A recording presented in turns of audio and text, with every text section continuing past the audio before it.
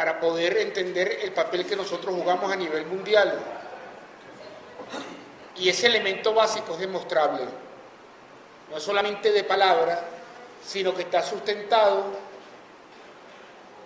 en todo un modelo matemático que se hizo a finales de los años 80 para medir la calidad de las fuentes primarias de energía. Que es una fuente primaria de energía?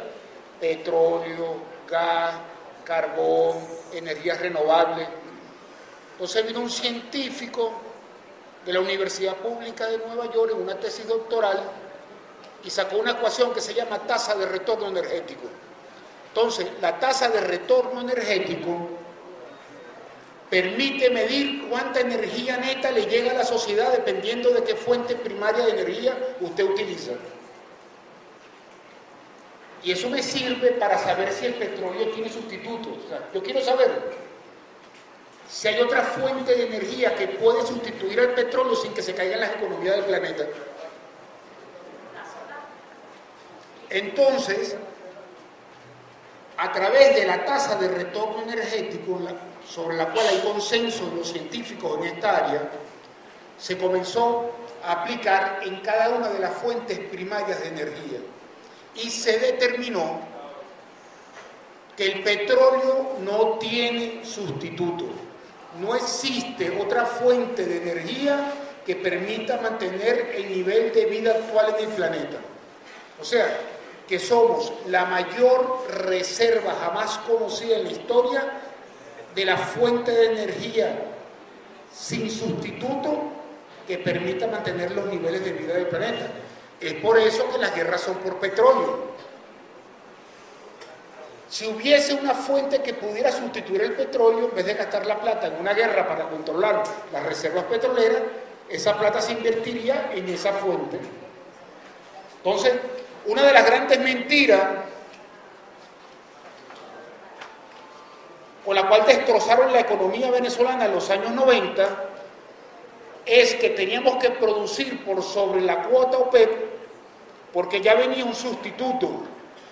¿Se recuerda en los años 90 que cayó el precio del petróleo?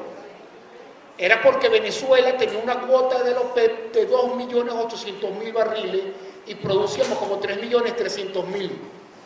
Y la excusa de los gobiernos, ADECO, Copellanos, Primero Justicia, era que existía un sustituto al petróleo y si no lo sacábamos rápidamente y lo vendíamos, el petróleo se iba a quedar bajo tierra.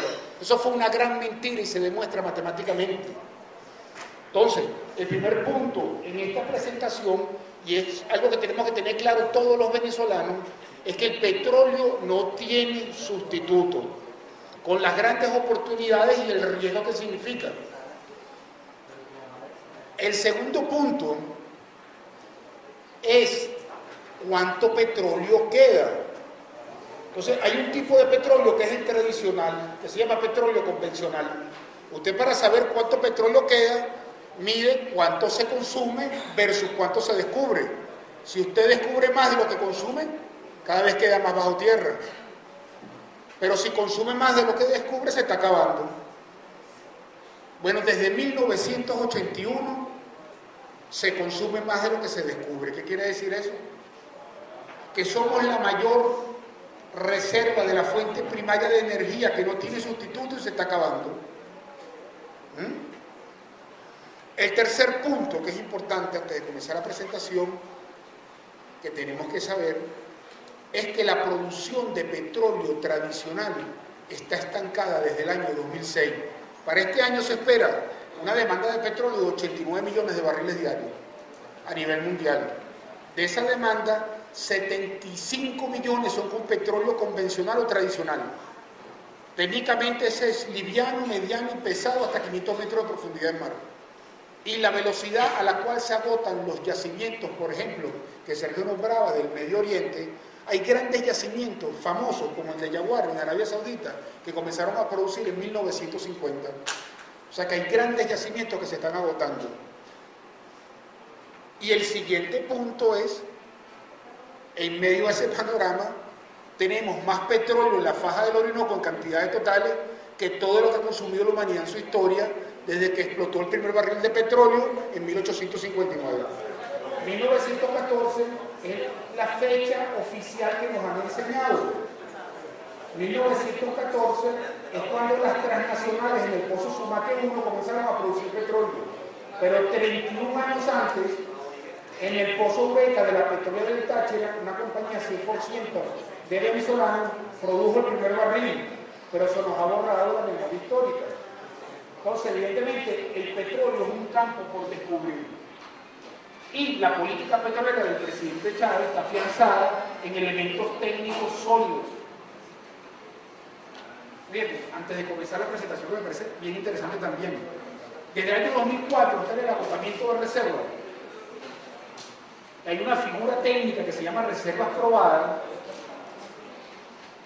Como hubo compañías petroleras que vendieron petróleo a futuro y no pudieron cumplir con la entrega, a nivel financiero, a nivel planetario, se adoptó una nueva figura de orden técnico que se llama reserva certificada. Entonces las compañías valen por la cantidad de petróleo certificado, porque dependiendo de las reservas que usted tiene, son los años de producción y el volumen, son los ingresos. ¿Usted sabe cuál es la compañía con más reservas certificadas del planeta? PDVSA.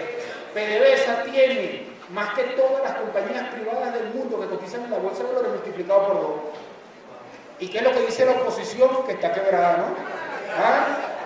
Toda una campaña de manipulación para privatizar el petróleo, porque a la hora de privatizarlo les van a decir no hay casi reservas, por lo tanto tenemos que vender PDVSA bien baratito. ¿Sí? Entonces tenemos que estar pendientes, porque el imperialismo es un hecho concreto, un hecho real, está al acecho de nuestras reservas petroleras, de nuestra industria petrolera, y el instrumento en la guerra contra el pueblo venezolano es el candidato de la oposición. Entonces fíjense, ¿qué vamos a hacer? Vamos a caracterizar, visualizar, ver la situación energética mundial. ¿Cuál es la incidencia en el modo de vida de la humanidad? Un resumen de la situación actual y la política petrolera bolivariana. Entonces, por favor, fíjense. ¿Qué es una crisis energética? Una crisis energética. ¿Qué vamos a hacer? Vamos a determinar si estamos viviendo una crisis energética o una transición energética. ¿Cuál es la diferencia? Una crisis energética es cuando los países que suministran la energía paran ese suministro por razones políticas y después lo continúan. Eso pasó en 1973 con la guerra del Yom Kippur entre Israel y los países árabes. Los países árabes le cortaron el suministro a Estados Unidos y Holanda por apoyar a Israel y después lo reanudaron. Entonces, una crisis energética se da por desbalances fuertes entre la oferta y la demanda, producto de convulsiones geopolíticas como el embargo petrolero árabe del 73 o la guerra Irán-Irak, y en mucha menor medida por catástrofes naturales. Ahora vamos a ver otra figura que es nueva, que se llama transición energética. El combustible inicial que usó la humanidad era la madera. El Imperio Romano funcionaba de acuerdo a la madera. Lo que podía crecer una ciudad era la cantidad de madera que la rodeaba. Cuando la madera quedaba tan lejos que no valía la pena buscarla, hasta ahí crecían las ciudades. Entonces, la humanidad vivió de la madera hasta que comenzó a utilizar carbón.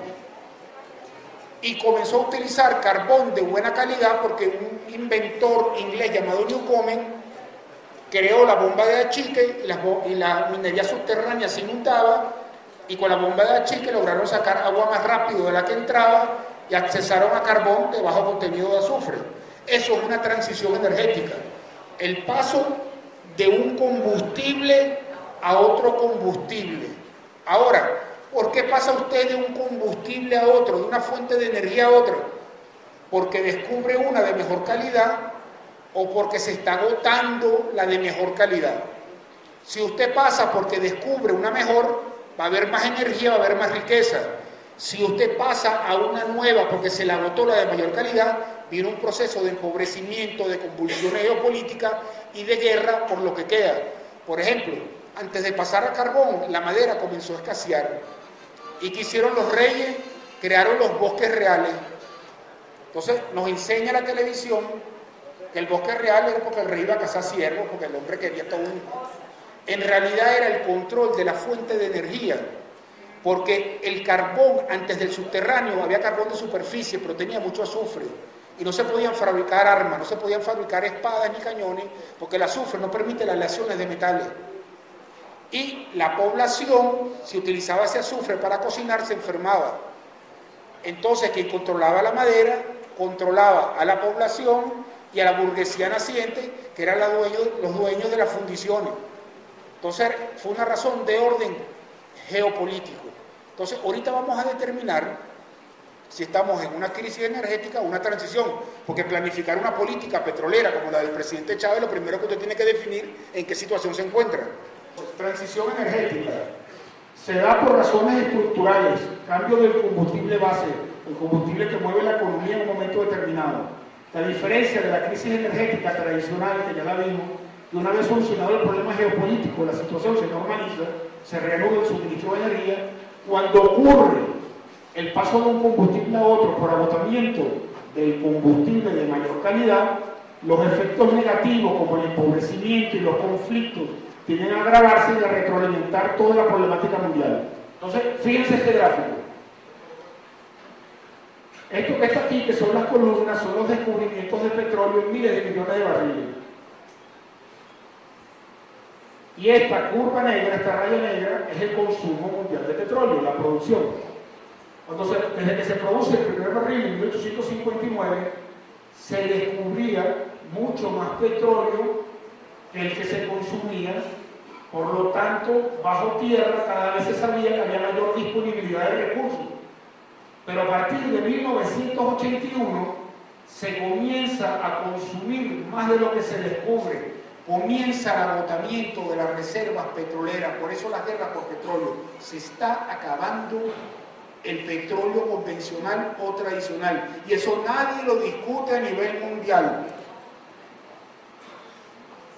El único que lo discute es el gobernador de Miranda, que era candidato de la oposición. Pues dice que es al revés. Él estudió matemáticas, pero suma para el imperio y le resta a su país.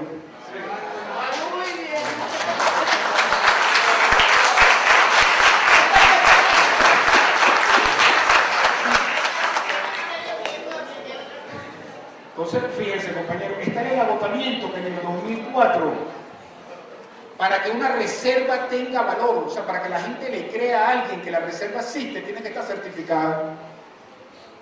Entonces, fíjense el precio del petróleo.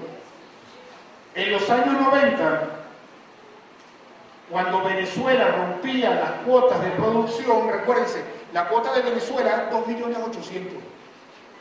Las cuotas de producción se implantan en el año 87 para que el mercado no se inunde de petróleo y caigan los precios. La implanta la OPEP. Y Venezuela comienza a romper las cuotas de producción con Carlos Andrés Pérez y sobre todo con el gobierno de Rafael Caldera. Ya en el año 98 la cuota venezolana aprobada en julio de ese año eran 2.800.000 y Venezuela estaba por los 3.300.000.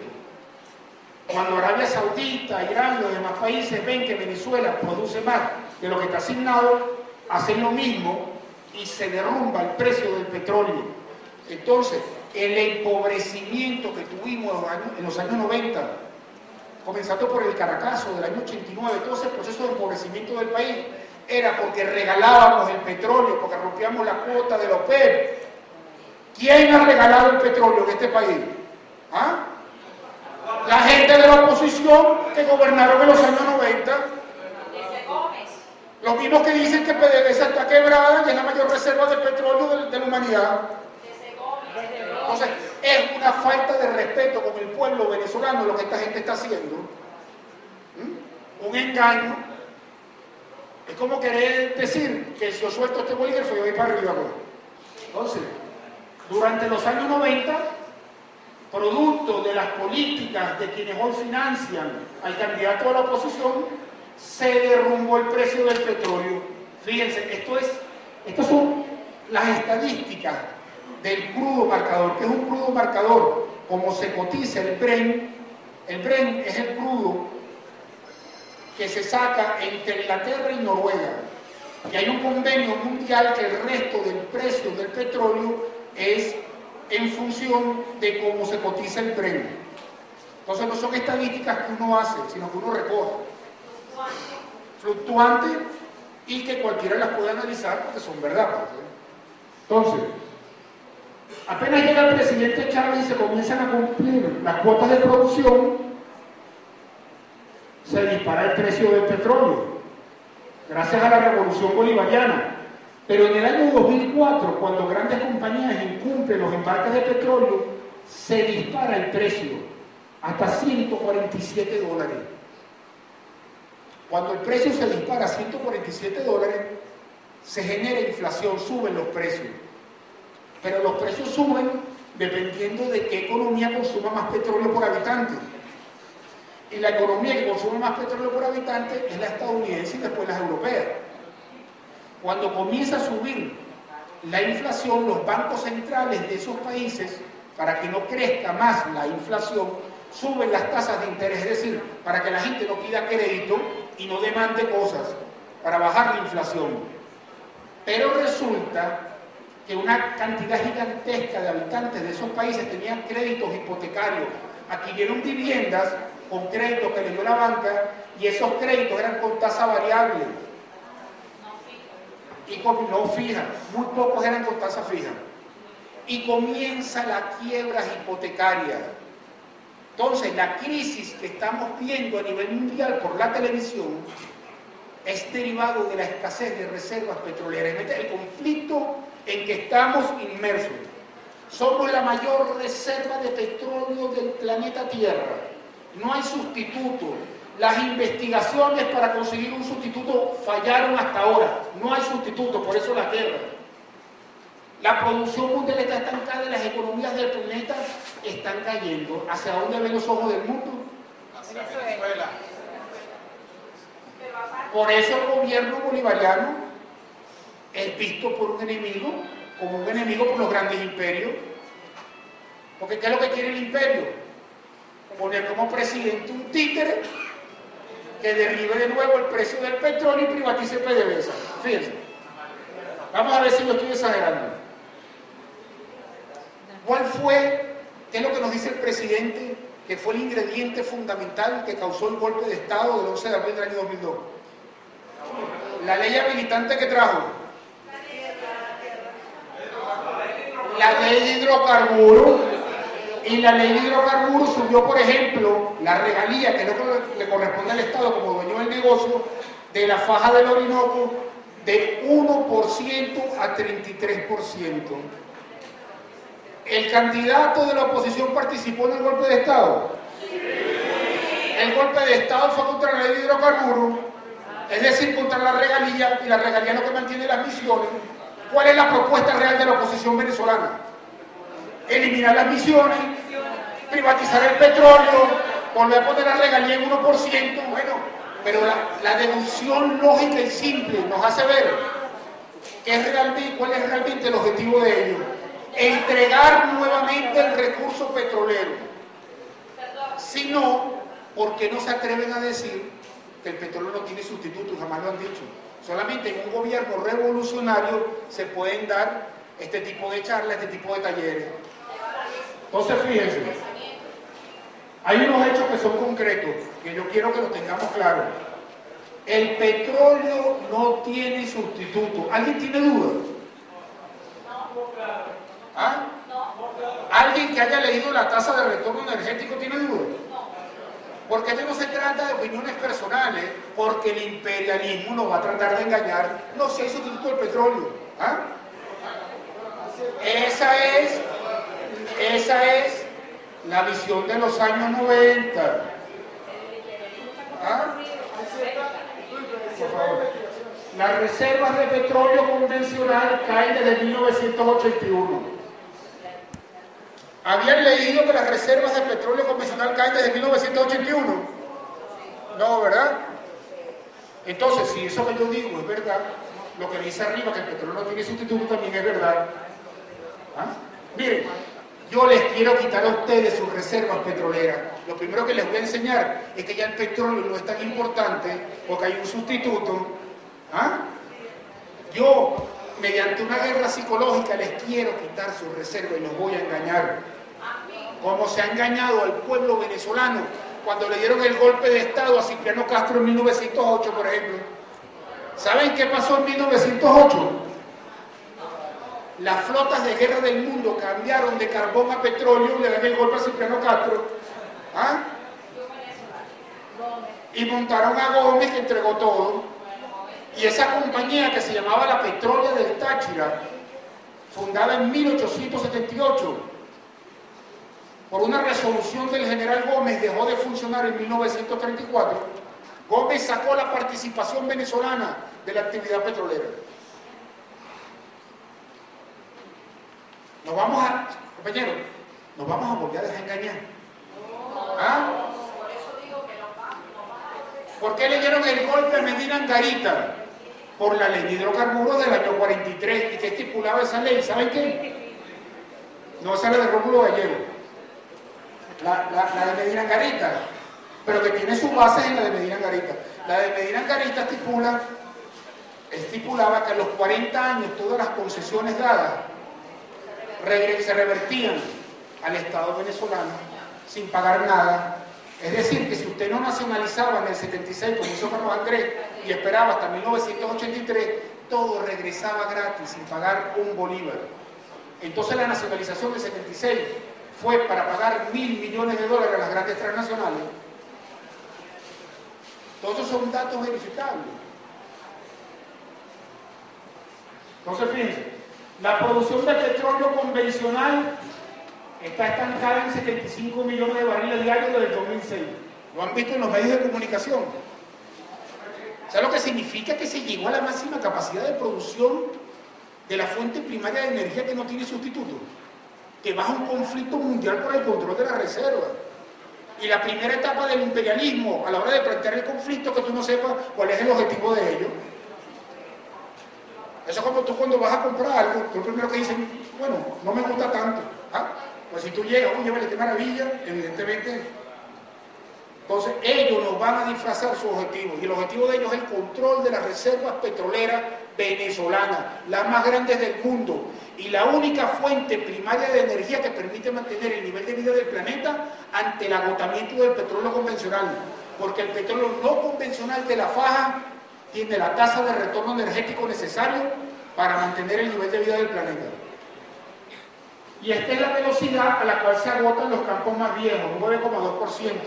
Eso significa que de esos 75 millones de petróleo convencional, la producción cae 6 millones cada año, y eso tiene que usted que conseguirlo en exploración y colocarlo en el mercado para que se mantenga plano, para que no caiga.